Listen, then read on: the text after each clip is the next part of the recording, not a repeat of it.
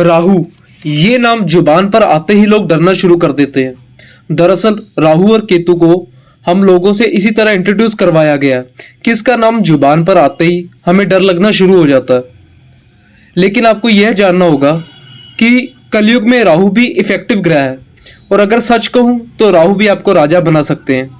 बस आपकी कुंडली में, यानी कि आपको यह देखने की जरूरत है कि राहु आपकी जन्म कुंडली में किस भाव में बैठे हैं और उस भाव में बैठकर वे आपसे क्या कहना चाहते हैं।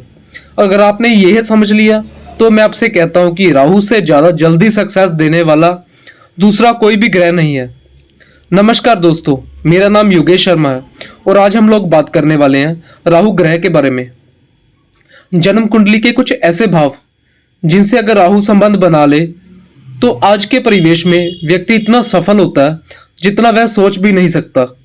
राहु ही वह ग्रह है जो व्यक्ति को रातों रात जमीन से उठाकर आसमान में और आसमान से उठाकर जमीन में पटक सकता है। तो चलिए देर नहीं करते और शुरू करते हैं।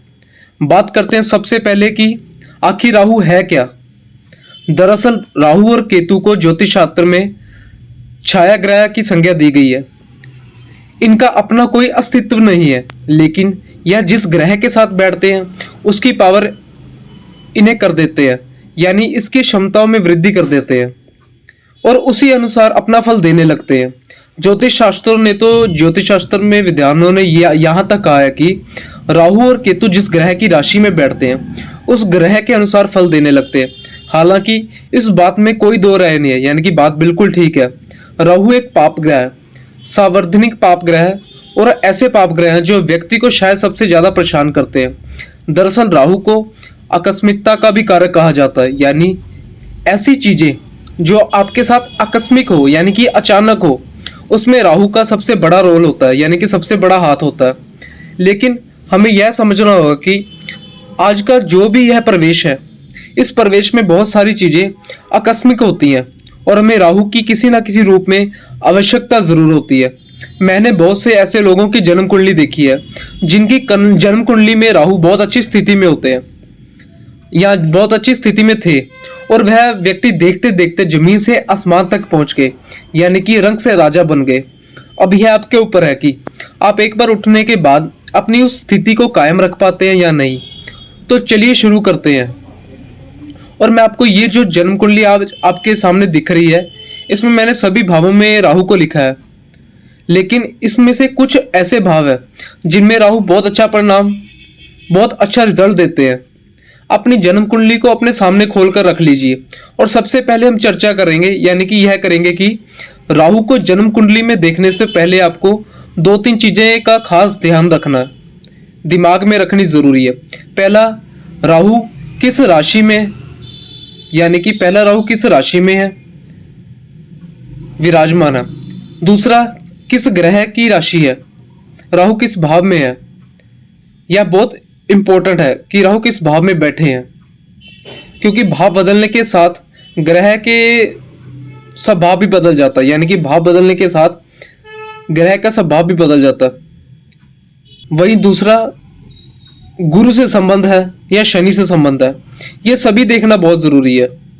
अगर राहु जन्म कुंडली में कहीं पर भी है और उसके ऊपर गुरु की दृष्टि पड़ रही है, तो आप यह समझ लीजिए कि राहु के जो भी अशुभ प्रभाव है उसमें 50% यानी कि 50% खत्म हो जाएंगे, यानी कि जो भी अशुभ प्रभाव है वो 50% खत्म हो जाएंगे सिर्फ गुरु की दृष्टि पड़ने की वजह से। और चौथा, राहु से या शनि का संबंध है, तो राहु शनि के साथ बैठे हैं, तो उनके सामने बैठे हैं तो उनकी दृष्टि तो नहीं पड़ रही इत्यादि। यह देखने के बाद अब आइए हम लोग बात करते हैं जन्म कुंडली के वह कौन से भाव है जहां राहु आकर विराजमान हो तो व्यक्ति रातों रात सफल हो जाता है। व्यक्ति फर्श से अर्श तक का सफर तय करता है। आपकी जन्म कुंडली का लगन अगर यहाँ पर राहु विराजमान है या किसी अच्छे नक्षत्र में और राशि में, तो ऐसे लोग अपने जीवन काल में बहुत सफल होते हैं, यानी कि जिनका भी राहु पहले घर में, ऐसे लोग बहुत इंटेलिजेंट होते हैं, बहुत बुद्धिमान होते हैं, दूरगामी सोच वाले होते हैं।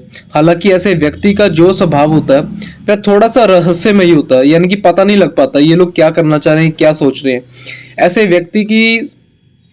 ऐसे व्यक्ति को सब कोई नहीं समझ पाता। ऐसा व्यक्ति बेहद ही टैलेंटेड होगा, देखिएगा, आप जिसकी भी जन्म कुंडली में लगन में रहोगे, उस व्यक्ति के अंदर कोई ना कोई टैलेंट जरूर अवश्य मिलेगा। ऐसा व्यक्ति अपना काम निकलवाना जानता है, कितनी ही मेहनत करने को तैयार हो। ऐसे व्यक्ति को आप देखेंगे कि ऐसा व्यक्ति जिसके लगन में रहा हुआ है, ऐसे व्यक्ति के चेहरे में आपको अजीब सी गंभीरता दिखाई देगी। ऐसे व्यक्ति के हाव भाव बेहद स्थिर रहते हैं। ऐसा व्यक्ति जिनके लगन में राहु हो, ऐसा व्यक्ति अपने लक्ष्य को भेदने में माहिर होता है। यानी ऐसा व्यक्ति जब तक अपने लक्ष्य को पा नहीं लेगा, तब तक वह शांत नहीं बैठेगा। अब लगन में कौन सी राशि बनी हुई है, वह जो 4 बिंदु हम लोगों ने भी चर्चा की है, इनको भी अपने दिमाग में रख के चलना तो जरूरी है। 4 बिंदु कौन से, यानी कि किस राशि में है, किस भाव में है, गुरु से संबंध है या शनि से संबंध है। लेकिन अगर आपके लगन में राहु है तो आप एक चीज समझ लीजिए, आप बहुत इंटेलिजेंट है, आपका दिमाग बहुत तेज चलता है, आप चीजों को जल्दी सीख जाते हैं, आप दूरगामी सोच कर आप बहुत अच्छी प्लानिंग करते हैं, किसी भी काम को करने के पहले बहुत अच्छी योजना बनाते हैं। आप निश्चय ही अगर सही इस्तेमाल करें अपनी क्वालिटी का, तो आप अपने लक्ष्य को पा सकते हैं। इसके बाद बात करते हैं दूसरे भाव के बारे में, यानी कि दूसरा भाव कौन सा होता है, दूसरा यानी कि थर्ड, जहां पर राहु बहुत ही अच्छा होता है। इसमें हम डिटेल में बात करेंगे जहां जहां राहु बहुत अच्छा है, ठीक है। दूसरा भाव है थर्ड हाउस। थर्ड हाउस जिसको कि तृतीय भाव भी कहते हैं, पराक्रम का भाव भी कहते हैं, यानी कि पराक्रम का। यहां भी राहु बहुत अच्छे रिजल्ट देते हैं। तृतीय भाव में कोई भी पाप ग्रह बहुत अच्छा रिजल्ट करता है। लेकिन अगर यहां पर राहु हो तो व्यक्ति बेहद पराक्रमी हो जाता है, हाई रिस्क लेने वाला हो जाता है।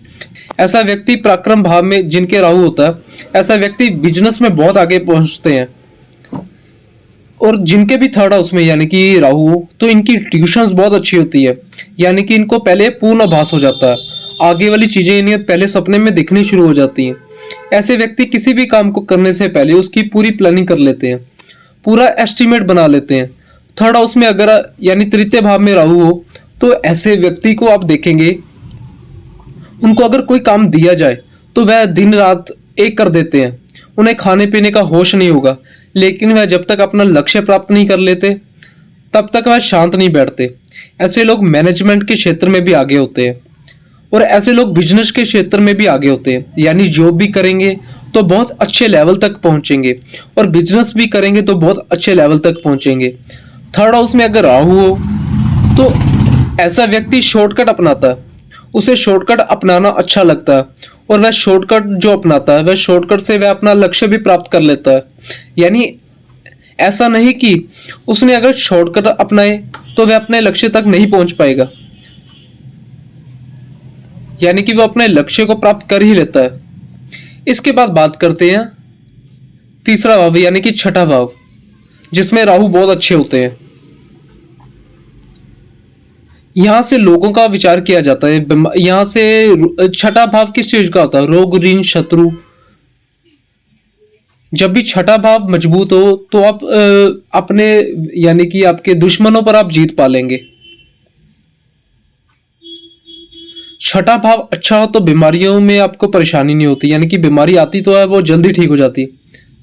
छठे भाव से आपके दुश्मनों का विचार किया जाता है, यहां से ऋण का विचार किया जाता है। अब यह समझ लीजिए कि छठे भाव में अगर राहु है तो ऐसा व्यक्ति प्रबल शत्रु हंता होगा, अपने दुश्मनों के ऊपर हावी रहेगा। ऐसा व्यक्ति अपने दुश्मनों को तहस नहस करना जानता है। ऐसे व्यक्ति से जल्दी कोई दुश्मनी नहीं करेगा, और अगर किसी ने की तो वह बचेगा नहीं। छठे भाव का जो राहु होता है, ऐसे व्यक्ति को जल्दी कोई बीमारी नहीं होगी।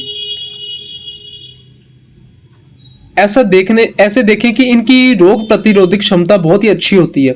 छठे भाव का जो राहु होता है, ऐसे व्यक्ति बहुत सूक्ष्म दृष्टि वाले होते हैं, यानी इनकी परख बहुत तेज होती है, यानी ऐसे व्यक्ति छोटी छोटी चीजों को नोटिस कर लेंगे।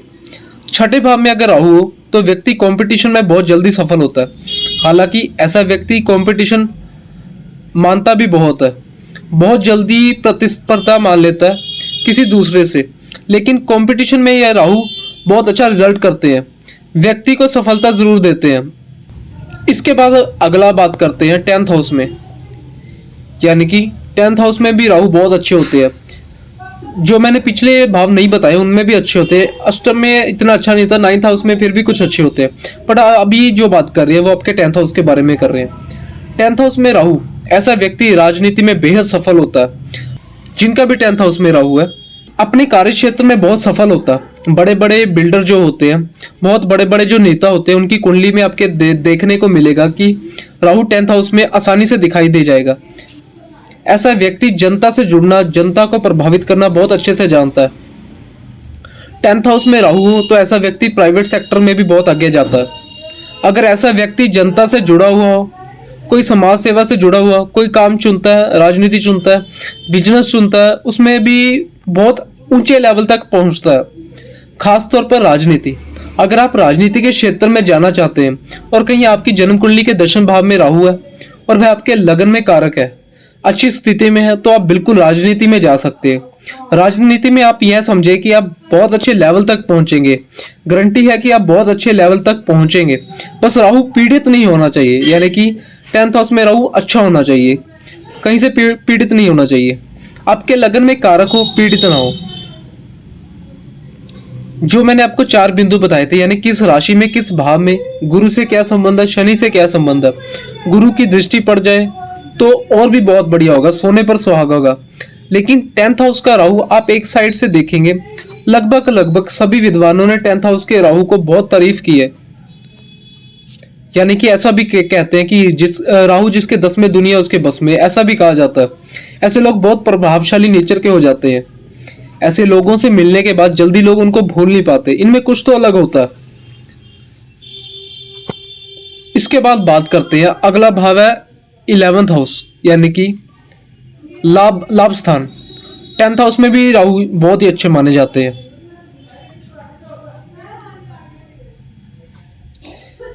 11th हाउस जो होता है ये होता है आय भाव, यानी कि आय भाव में राहु होंगे तो एक कमी तो इंसान के अंदर होती है कि वह आय को मतलब ऊपरी कमाई में लेने को तैयार हो जाता है, यानी कि ऊपरी कमाई भी लेने को तैयार हो जाता है। वह ऐसी कमाई भी ले लेता है जो उसने परिश्रम से अर्जित की हो, लेकिन ऐसा व्यक्ति टेक्निकल माइंड हो जाता है। ऐसा व्यक्ति जानता है पैसा कैसे बनाना, ऐसा व्यक्ति जानता है धन कैसे कमाना, धन के पीछे पागल रहता है। लेकिन ऐसा व्यक्ति अच्छा खासा इनकम कमा लेता है। ऐसा व्यक्ति मल्टीपल इनकम के सोर्स रखता है, यानी एक से ज्यादा अपने आय के साधन रखता है।